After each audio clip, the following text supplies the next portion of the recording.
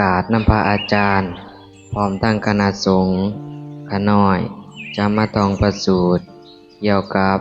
อานิสงส์การเจริญเมตตาภาวนาพระผู้มีพระภาคเจ้าได้ตรัสไว้ว่าเมื่อเมตตาเจโตวิมุตติอันบุคคลเสพมาแต่ตนให้เจริญแล้วก็ทำให้ร้ายแล้วทำให้เป็นเหมือนญาณที่เทียมดีแล้วทำให้เป็นที่ตั้งประพฤติสังสมเนืองปรารภสม่ำเสมอดีแล้วเบิ่งบังอานิสงส์11อย่างคือ 1. หลับเป็นสุข 2. ตื่นเป็นสุข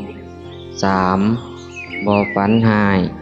4. เป็นที่รักของพวกมนุษย์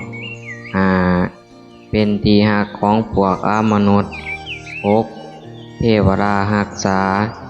7. ไฟก็ดียาพิษก็ดีสัตว์ตาก็ดีบ่ต้องบุคคลนั้น 8. จิตตั้งมั่นได้ไว้ 9. สีหน้าผุดผ่อง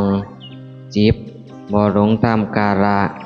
11. เมื่อยังบ่บรรลุคุณวิเศษที่ยิ่งขึ้นไปย่อมเกิดในพรหมโลก